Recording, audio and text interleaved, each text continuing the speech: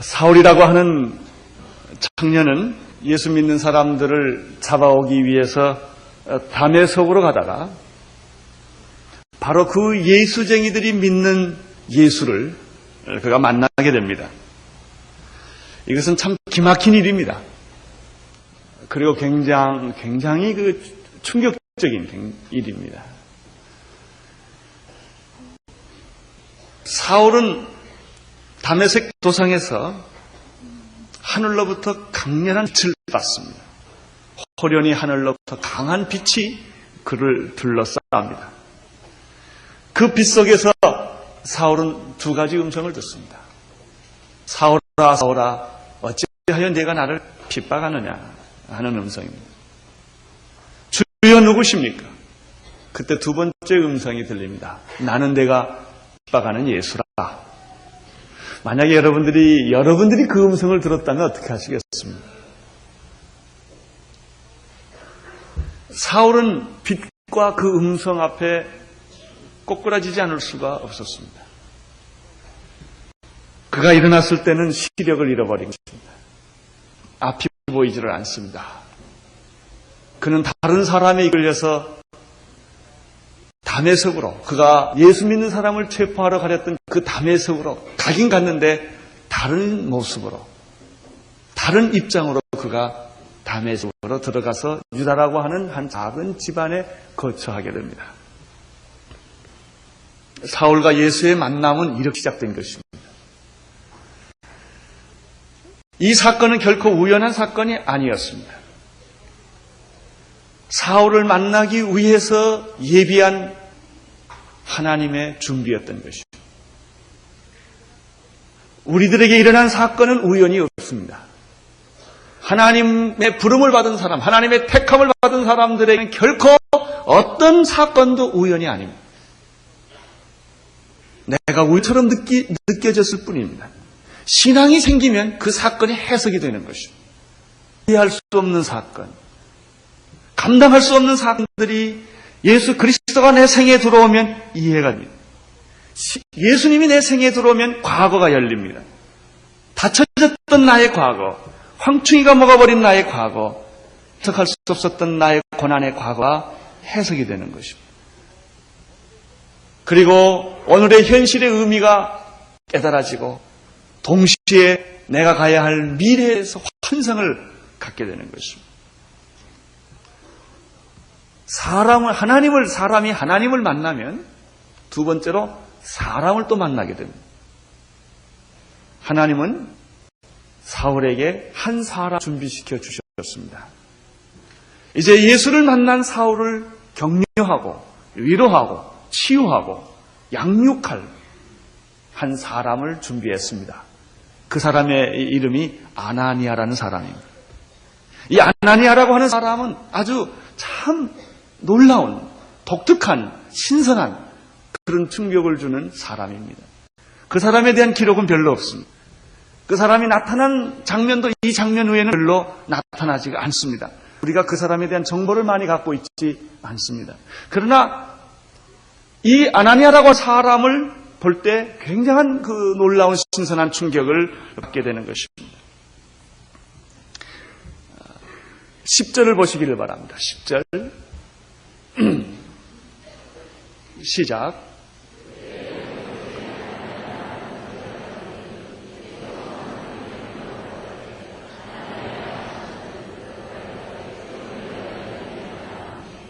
그는 그 유명한 12사도 중에 한 사람이 아닙니다. 그는 예루살렘의 초대교회 어떤 성도들이나 집사도 아닙니다. 그냥 예루살렘이 하나의 도시라고 한다면 다메섹은 지방입니다. 그 멀리 떨어져 있는 시골의 한 지방 도시에 있는 무명의 성도요, 예수님을 사랑하는 제자였던 것입니다. 그러나 그의 생애는 어쩌면 사울을 만나기 위해 준비된 사람입니다. 이 사람은 사울에게 결정적인 그리고 중요한 영향력을 미친 사람입니다. 잠깐 만났지만 큰 영향력을 미치는 사람이 있습니다.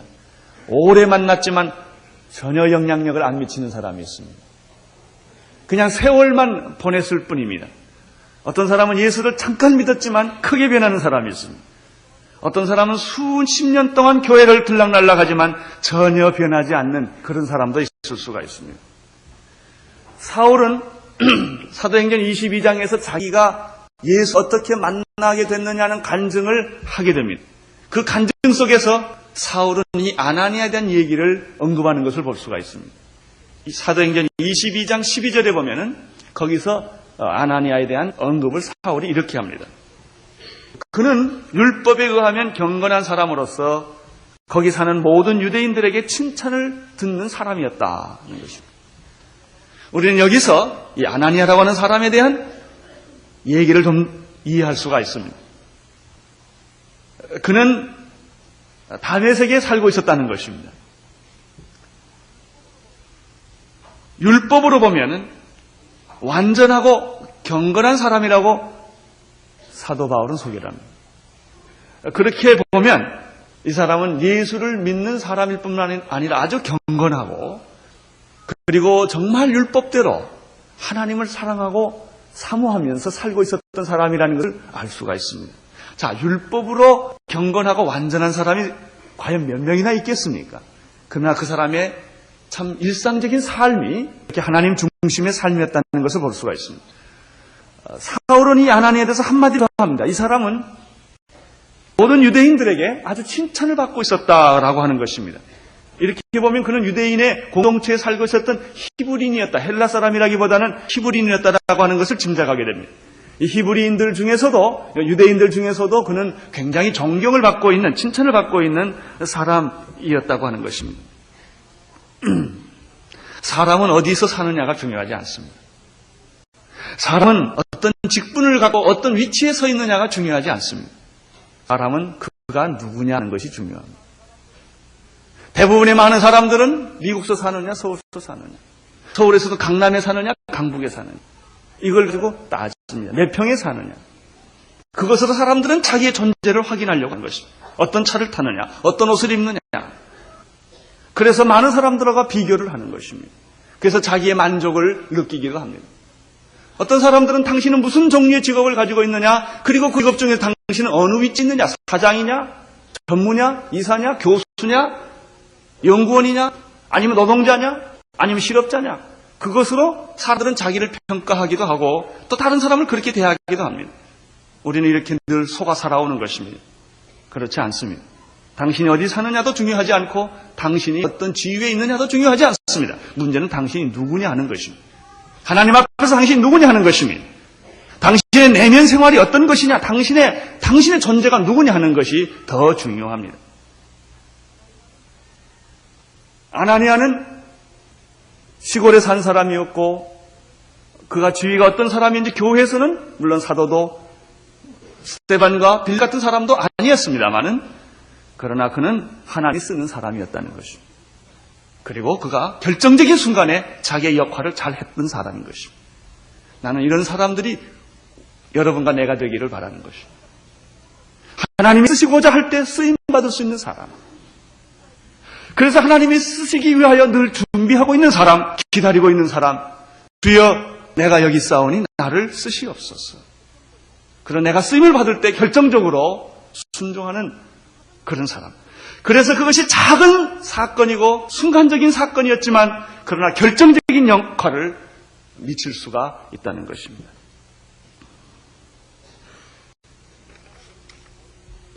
아나니아를 오늘 성경에 다시 한번 잘 또 살펴보고자 합니다. 10절을 한번 다시 읽겠습니다. 10절을 보십시오. 시작.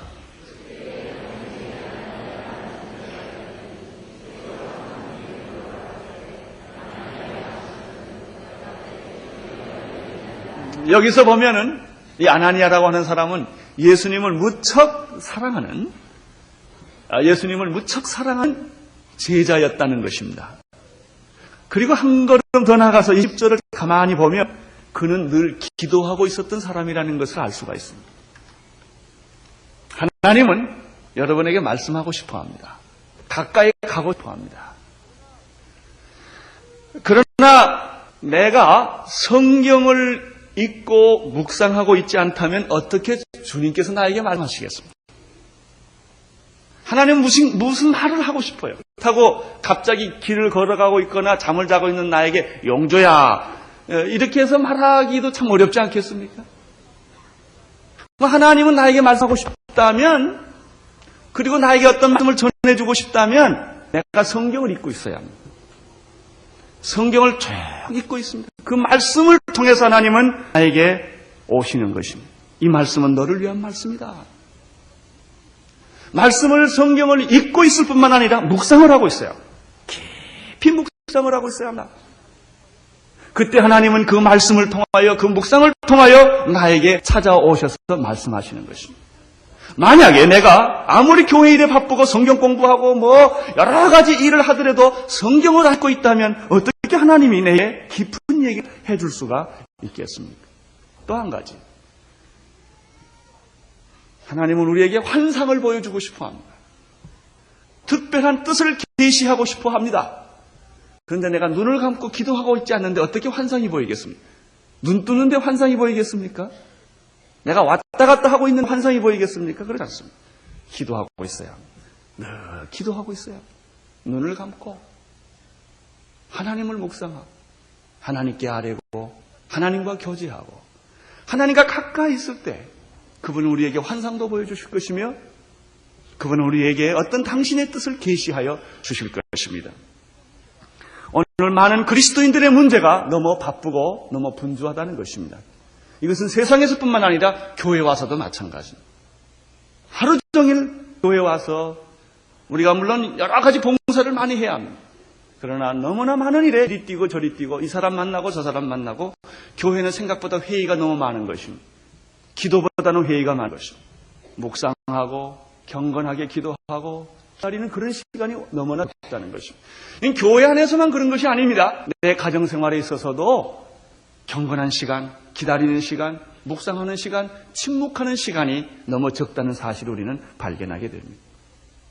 성경을 읽고 있지 않는데 어찌 하나님이 말씀하시고 내가 기도하고 있지 않는데 어찌 하나님이 환상으로 내게 무엇인가를 보여줄 수가 있습니까? 이 아나니아를 보면은 특별히 주님과 대화하며 환상을 보고 있다는 사실을 알게 됩니다.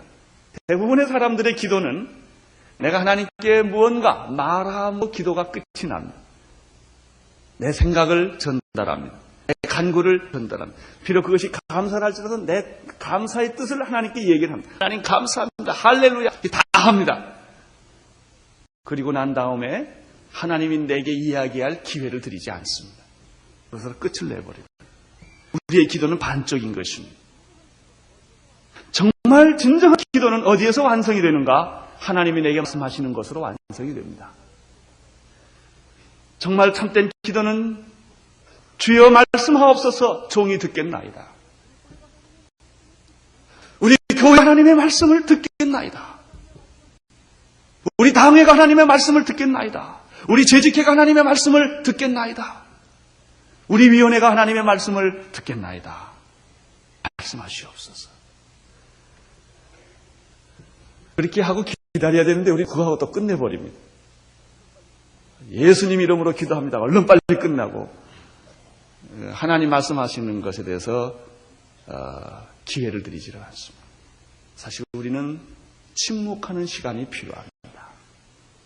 그분의 음성을 듣는 그런 시간이 필요합니다. 여러분, 내 소리가 크면 타인의 소리가 안 들립니다. 내가 잠잠하면 다른 사람의 소리가 들립니다. 자기 생각이 많은 사람들은 다른 사람의 얘기를 경청하지 못합니다. 우리는 하나님 앞에 잠잠히 기다리는 그런 시간이 필요합니다.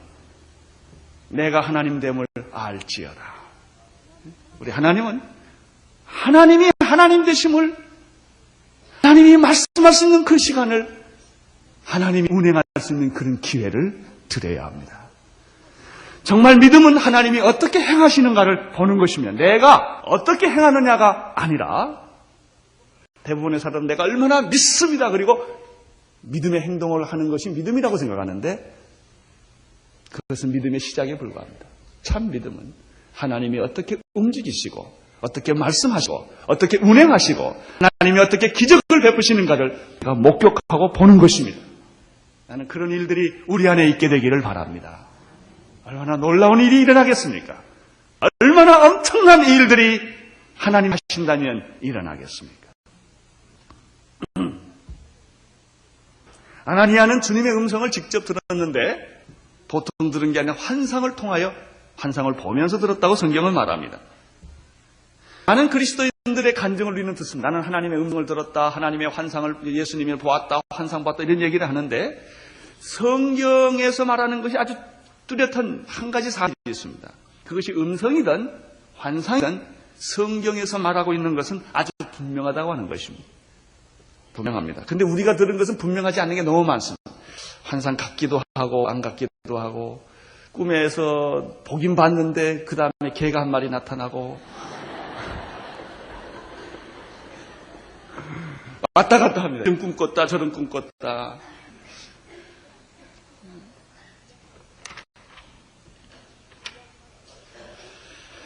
구약이나 신약이나 하나님이 말씀하실 때는 희미하지 않다는 것입니다.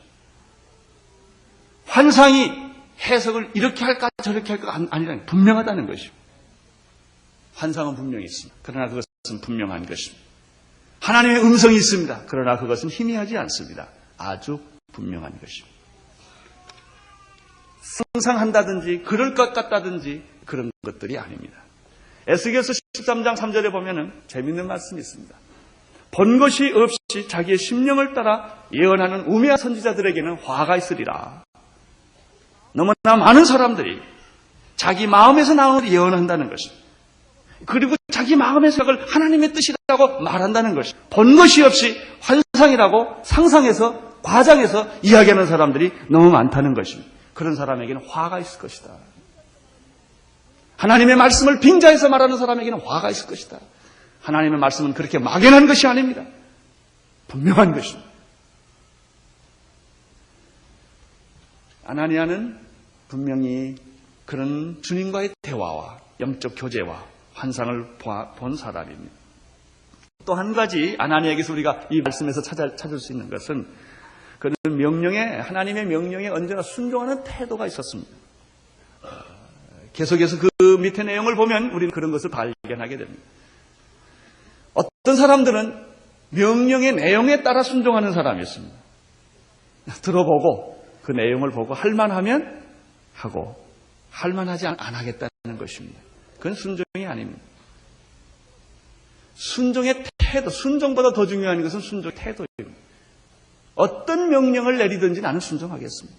그런 의지와 그런 결단인 것입니다. 사랑하는 사람들을 보면 순종할 마음이 언제나 있어요. 야, 우리 도망가자. 둘이. 우리 부모님이 반대하니까 그냥 우리 뛰자. 그래서 좋다고 따라갑니다. 사랑하는 사람들을 보면은 그 내용을 따지지 않습니다. 그냥 따라가고 순종하려는 어떤 태도가 있습니다. 사랑하기 때문에. 잘못된 것이라도 그런 태도가 있는 것입니다. 하나님을 사랑하는 사람에게는 이런 영적 태도가 아주 중요합니다. 그분이 당신이 말씀하신다면 내가 무슨 일이라도 하겠습니다 하는 그런 영적 태도인 것입니다. 환상 속에 주님이 나타났을 때 하나는 주여 내가 여기 있나이다. 주여 내가 여기 있나이다. 오늘 주님이 여러분에게 나타나실 때 그렇게 여러분이 반응하시기를 바랍니다. 주여 내가 여기 있습니다. 말씀하시옵소서. 무슨 말이라도 나는 순종할 각오가 되어 있습니다. 아담과 이브에게 하나님이 나타나셨습니다. 아담아 아담아 내가 어디 있느냐. 그때 아담이 뭐라고 말했습니까? 주여 내가 여기 있나이다. 그랬습니까? 아닙니다. 주여 내가 벌거벗어서 숨었나이다. 죄가 있는 사람은 순종할 마음이 있습니다. 언제나 따져보고 생각해보고 나에게 잘해주면 나도 잘하고 나한테 잘 안 해주면 나도 잘 안 하고 이런 게 있습니다. 그러나 사랑하는 사람, 그 심령이 깨끗한 사람, 애정을 하나님에 대한 뜨거운 애정을 가지고 있는 사람은 주여 말씀하시옵소서. 이렇게 응답하는 것입니다. 죄가 있는 사람은 하나님이 우리를 얼른 숨습니다. 그래서 눈을 내놓고 이렇게 봅니다. 어떤 사람은 교회가 부르면, 주님이 부르면 딱 숨습니다. 먼저 숨고 이렇게 천천히 합니다. 그래서 그렇지 않기를 바랍니다. 주님이 여러분을 부를 때 숨지 마십시오. 일단 순종하려는 영적 태도를 가지십시오. 적극적인 태도를 가지십시오. 하다가 못하면 그때 못하더라도 일단 순종을 하는 태도를 가지십시오. 그때 하나님의 축복이 여러분에게 임하게 될 것입니다. 그러면은 예수님께서 아나니아에게 부탁한 명령의 내용은 무엇입니까? 11절입니다. 11절 시작.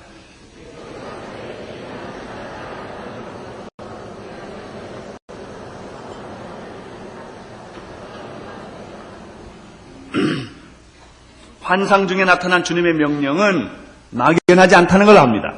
아주 구체적입니다. 그리고 분명합니다. 우선 거리 이름이 나옵니다. 집가라고 하는 거리. 그 집 주소가 나옵니다. 유다라고 하는 사람의 집. 그 다음에 만나야 할 사람까지도 분명합니다. 다소 사람 사울. 얼마나 구체적입니까? 하나님은 우리에게 이렇게 구체적으로 인도하십니다. 아나니아는 영적으로 순종하려는 태도를 가지고 있는 사람입니다. 그러나 내용을 보고 놀랐습니다. 굉장히 충격을 받고 당황을 하는 것입니다. 이것은 순종하지 않겠다는 뜻이 아니라 그 내용 자체가 기대에 전혀 다른 상식에 벗어나는 그런 내용입니다. 13절과 14절입니다. 시작.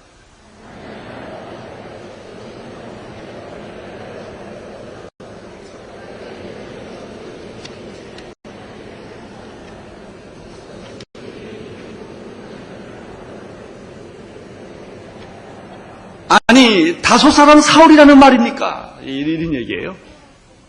그 사람은 내가 너무나 많은 소문을 들었는데 예수쟁이들을 다 쳐박아는 사람이고 교회를 핍박하는 사람이고 지금 대제사장의 그 문서를 가지고 지금 여기까지 우리를 핍박하러 오는 그 사람 말입니까? 이제 이런 얘기입니다.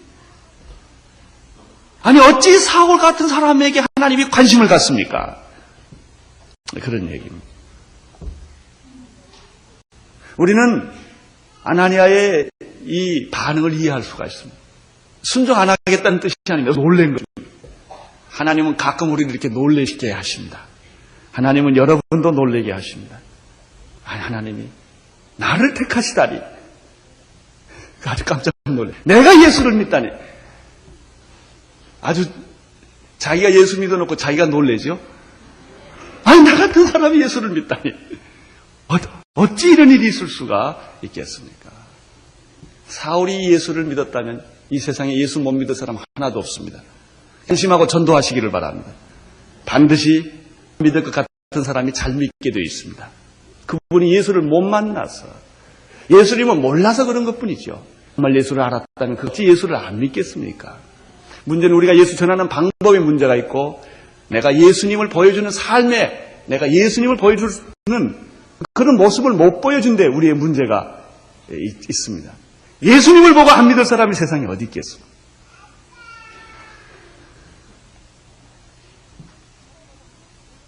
정말 사울이라고 하는 사람, 예수를 핍박하는 사람, 예수쟁이를 잡아들이려는 하는 그 사람이 예수를 만나 변했다는 것이죠.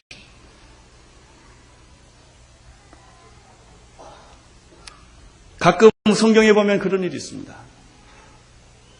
베드로에게도 이런 일이 있었습니다. 갑자기 기도하는 중에 환상이 보이더니 보자기가 내려옵니다. 구약에서 불결하고 부정한 동물들이 거기 있어요. 하나님의 음성이 먹어라 하는 거예요. 베드로가 대단한 사람입니다. 못 먹습니다. 하나님께 막 항의를 합니다. 나는 이런 거 못 먹습니다. 내가 거룩하다고 하는데 왜 네가 못 먹냐. 하나님이 야단을 치시는 장면이 나옵니다. 하나님이 그런 명령을 내리십니다. 바울은 아시아로 전도하러 갑니다. 그때 하나님이 나타나서 아시아로 전도하는 걸 막습니다. 마게도냐로 가게 합니다. 유럽으로 전도하게 합니다. 하나님은 우리의 기대와 우리의 생각과 우리의 방법을 어떤 때는 뒤집어버리는 수가 있습니다. 우리 온누리 교회는 창립 때부터 이러이러한 방향으로 온누리교회 간다 하고 지금 열심히 믿고 가는데 하나님이 어느 날 와서 바꿔라 그러면 아무 소리 말고 바꿔야 됩니다. 그럴 마음이 있어야 됩니다. 우리는 내용보다 더 중요한 것은 하나님이라는 사실입니다. 내용은 언제든지 수정될 수가 있는 것입니다. 그 내용의 주인이신, 명령의 주인이신 하나님이 중요합니다. 하나님이 하라고 그러면 해야 합니다.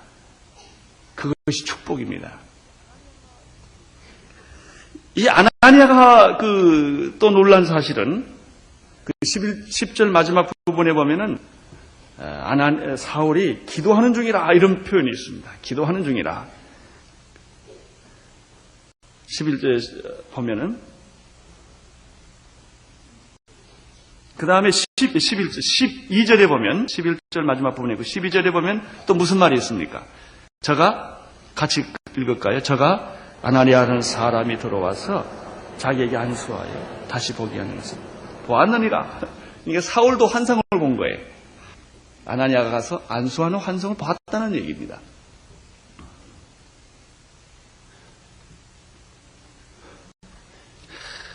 아나니아는 이런 주님의 음성을 들었을 때 그는 두말하지 않고 즉각 자기의 두려움, 자기의 선입감, 자기의 염려 이런 것들을 전부 덮어두고 그대로 순종합니다.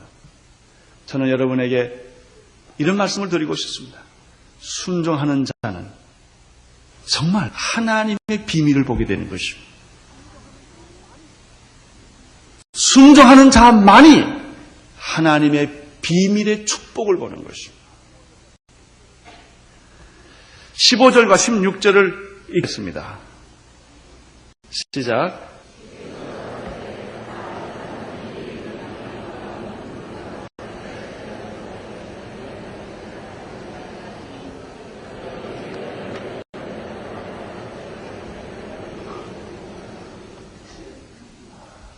두려움에 사로잡혀 있는 아나니아, 선입감에 사로잡혀 있는 아나니아, 그에게 예수님이 이렇게 말했습니다. 이 사람은, 사울이라는 사람은 내 이름을 위하여 이방인과 임금들과 이스라엘 자손들 앞에서 전하기 위하여 택한 나의 뭐라고 그랬습니까? 그릇이라. 두 번째는 내 이름을 위하여 이 사람은 고난을 겪을 사람이다. 이런 말을 했습니다.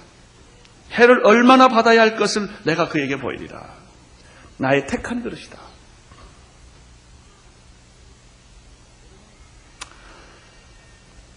여러분은 어떻습니까? 사울이라는 사람은 하나님의 택한 그릇이에요. 누구를 위하여? 이방인들을 위하여. 아프리카를 위하여 택한 그릇은 누구입니까? 여기 누군가 있어요. 아시아를 위하여 택한 그릇은 누구입니까? 소련과 중국을 위하여 하나님이 택한 그릇은 누구입니까? 회교권과 이슬람권과 불교권에 하나님이 당신의 백성을 찾기 위해서 하나님은 누군가 사람을 택해서 보내기를 원하십니다. 나는 그분들이 여기에 계시다고 믿습니다. 누군가 있는 것입니다. 하나님이 이렇게 말합니다. 너는 내가 택한 그릇이다. 내가 택한 그릇이다. 주님은 여러분을 부르고 계십니다.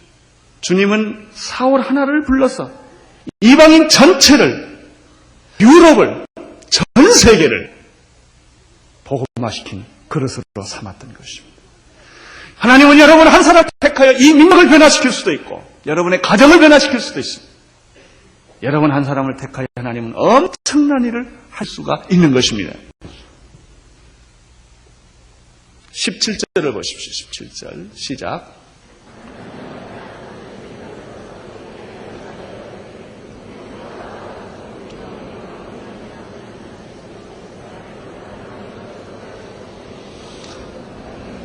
(16절과 17절) 사이에는 휴식이 없습니다. 그 말을 듣는 순간 벌써 아나니아의 발걸음은 사울의 집에 있었던 것입니다. 거기 가서 형제 사울아, 이 말이 얼마나 좋은지 모르겠어요. 원수 사오라가 형제 사오라로 변한 거예요. 형제 사오라. 여러분, 어떤 사람도 변할 수 있다는 것을 믿으십시오. 그리고 여러분이 변할 수 있다는 사실을 믿으십시오. 형제 사오라. 주님께서 내가 오는 길에서 나타났던 바로 그 주님께서 나에게 나타나셔서 나를 보내어 너로 다시 보게 하시고 성령으로 충만하게 하신다. 아나니아는 17절에 보면 그에 가서 안수했다. 나는 이러한 안수가 여러분에게도 임하기를 바랍니다. 안수를 하니까 안수를 하게 하셔서 너의 눈을 떼 하시고 성령이 너에게 임하도록 충만하게 임하도록 성령의 세를 거쳐서 성령의 충만함이 임하도록 하게 하셨다는 것입니다. 우리는 이 사도행전에 올라온 한 법칙을 발견하게 됩니다. 그것은 언제나 하나님의 그 사건이 일어날 때마다 성의 사건이 먼저 왔다는 것입니다. 사마리아 사람이 예수를 믿었다고 했을 때도 베드로와 요한이 가서 성령의 그 안수를 한 것이 성령의 임재를 얘기한 것입니다. 이것은 고넬료의 경우도 마찬가지입니다. 이것은 에베소에 있는 많은 12명의 제자들의 경우도 마찬가지입니다. 우리는 더 이상 이 논쟁을 더 이상 할 필요가 없습니다. 사도행전의 역사는 성령의 역사입니다. 우리 장로교가 그동안에 너무 성령에 대한 얘기를 많이 안 했습니다. 근데 제가 이 사실을 깨닫고 나서 굉장히 놀랐습니다. 왜 이렇게 말을 안 했을까? 이 부분에 대해서 우리가 왜 이렇게 무지했을까? 나는 오늘 성도 여러분들이 사도행전적으로 다 성령의 충만받게 되기를 바랍니다. 성령의 능력을 받게 되기를 바랍니다. 성령의 살아계신 그 역사를 여러분의 삶 속에서 경험하게 되기를 바라는 것입니다. 우리는 예수를 지식으로 믿는 게 아닙니다. 2000년 전에 있었던 팔레스타인 그 역사적 예수를 믿는 게 아닙니다. 물론 예수님은 사실이고 실제지만 그분은 지금 다시 살아나셔서 성령으로 우리 안에 거하시고 말씀하시고 운행하시고 기적을 베풀어 주시는 그분이신 것입니다.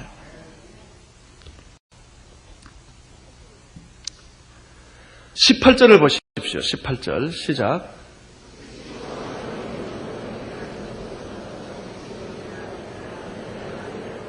우리는 여기서 또 한 가지 사울에게서 독특한 걸 보게 됩니다. 사울이 눈에서 안수하고 성령이 임하니까 눈에서 비늘 같은 것이 벗어져서 다시 보게 되었다 이렇게 되어 있습니다. 일어나서 그가 뭘 받았습니까? 여기 무슨 세례일까요? 이게 물 세례죠. 그러니까 성령 세례가 먼저 오고 그 다음에 물 세례가 뒤에 온 거예요. 어떤 경우에는 성령 세례와 물 세례가 같이 올 수가 있어요. 어떤 경우에는 물 세례가 먼저 오고 성령 세례가 뒤에 오는 수가 있어요. 그러나 사울의 경우는 뭐가 먼저 왔어요? 성령 세례가 먼저 왔어요. 성령의 역사들이 먼저 일어난 거예요. 고넬료의 경우에도 성령 세례가 먼저입니다. 누가 물 세례 줌을 그 말이 어렸습니다. 이미 성령이 오셨는데 누가 물 세례 줌을 그 말이 이렇게 되어 있습니다. 그러나 유감스러운 것은 물 세례를 받지만 성령을 깨닫지 못하는 사람들입니다. 너무나 이런 분들이 오늘날 교회에 많은 것입니다. 성령의 깊은 것을 이해하지 못하고 그리스도의 진리의 깊은 데를 이르지 못하는 성령이 임하면 그가 우리를 진리 가운데로 인도할 것이요. 성령이 임하면 그가 내가 말한 모든 것을 생각나게 할 것이요. 성령이 임하면 죄에 대하여 의에 대하여 심판에 대하여 그가 말할 것이요. 내가 떠나가는 것이 너에게 유익하니 내가 떠나가면 뭐해서 성령이 너에게 임할 것이요. 그럼에도 불구하고 우리는 너무나 이런 부분에 대해서 무관심하고 무지했다는 것이죠. 그렇기 때문에 예수는 믿었지만 능력이 없는 것입니다. 나는 여러분들이 살아있는 예수 그리스도, 역사하시는 예수 그리스도, 움직이시는 예수 그리스도, 오늘 우리 시대에 말씀하시고 움직이시는 그 예수 그리스도가 여러분의 주님이 되시기를 바라는 것입니다. 성령의 세례가 사울에게 먼저 임했고 그 후에 눈에서 불 같은 것이 떨어졌다고 말했습니다. 일어나서 이것이 떨어지고 나니 다시 보게 되었습니다. 일어나서 세례를 받았습니다. 세례를 받고 나서 이제야 그가 3일 동안 식음을 전폐했는데 음식을 어떻게 했죠? 먹게 되었고 음식을 먹으니까 다시 건강하게 되었다. 그러니까 음식 먹고 건강했다는 얘기는 정상으로 돌아왔다 그 말입니다. 성령이 안수하고 성령이 많으니까 눈에서 비늘 같은 것이 벗어져서 보게 됐다. 오늘 우리들에게도 비늘 같은 게 있어요. 무언가 할 것 같은데 안 되는 사람이 있어요.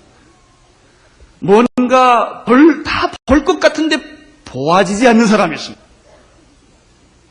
느낄 것 같은데 느껴지지가 않습니다. 움직일 것 같은데 안 움직여집니다.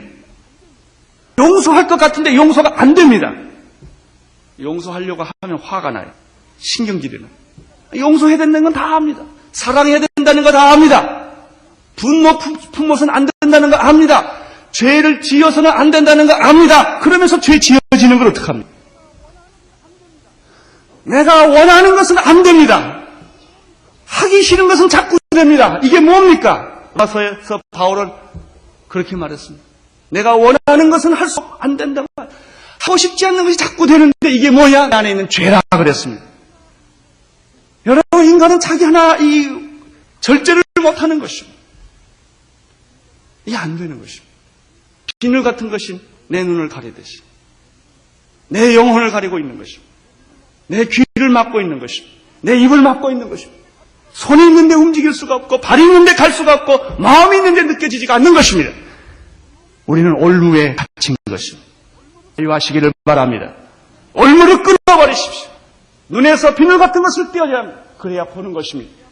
그래야 듣는 것입니다. 그래야 말하는 것입니다. 그래야 움직이는 것입니다.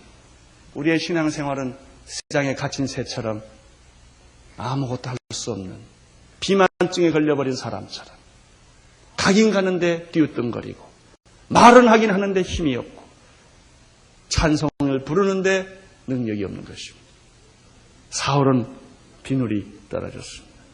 오늘 나는 여러분이 예수 이름으로 이 비늘들이 다 떨어지기를 바랍니다.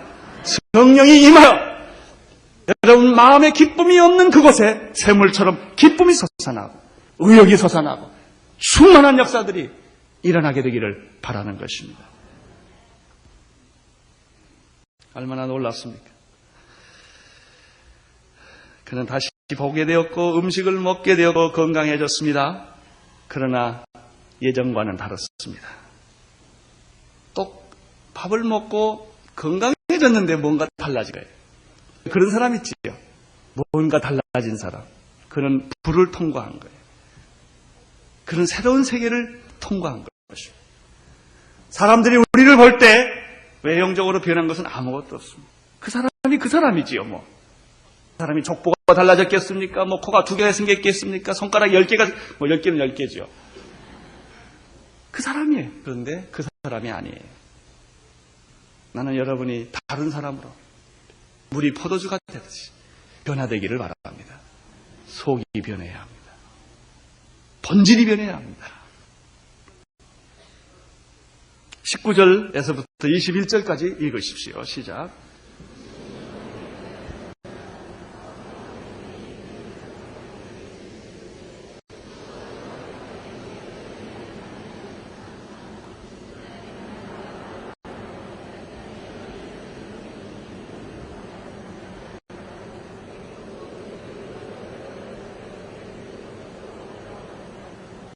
사울의 변화.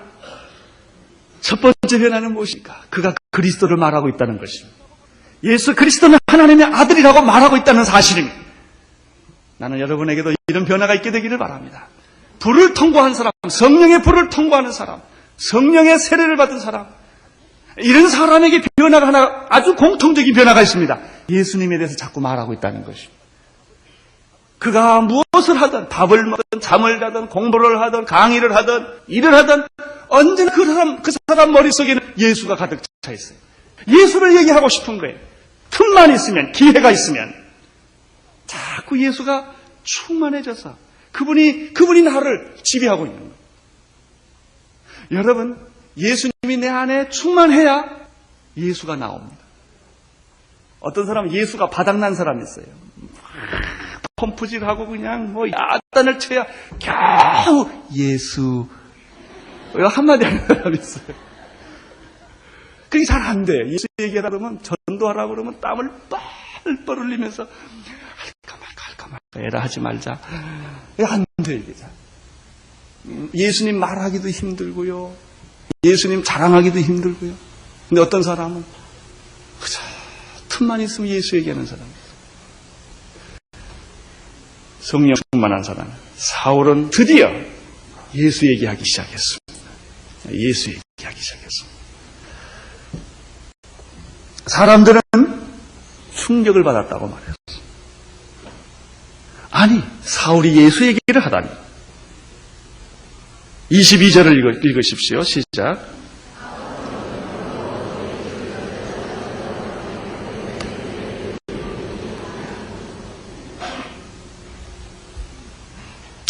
그가 예수에 대해서 말했다.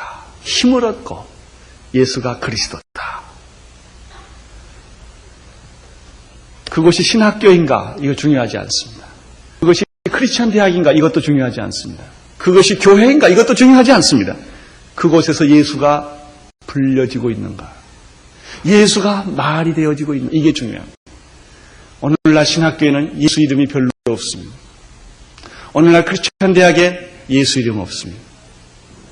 모든 세미나에 환경에 대한 얘기는, 사회 정의에 대한 얘기는 있고 민주화하는 얘기가 있어도 예수가 없습니다. 그건 잘못된 것입니다. 예수님이 계셔야 합니다. 교회가 많지만 예수 얘기를 안 한 교회도 있습니다. 그런 얘기는 창피하니까 좀 나중에 하자는 것입니다. 그 다른 얘기를 하는 것입니다. 그건 교회가 아닙니다. 신학교도 아닙니다. 크리스천 스쿨도 아닙니다. 예수가 맞이는 곳, 그것이 교회요, 그것이 신학교요, 그것이 기독교 병원이요, 그것이 기독교 학교입니다. 나는 여러분의 가정에 예수가 말해지기를 바랍니다. 여러분의 삶에 예수님이 날마다 풍성하게 전해지기를 바랍니다. 기도하겠습니다. 하나님 아버지, 감사와 찬송과 영광을 올려돌리나 예수님을 만난 사울, 그는 드디어 그의 입술을 통하여, 그의 삶을 통하여 예수님을 말하게 된 것을 인하여 감사를 올려돌립니다. 우리에게도 예수님이 전달되게 하여 주시옵소서. 너는 나의 택한 그릇이라.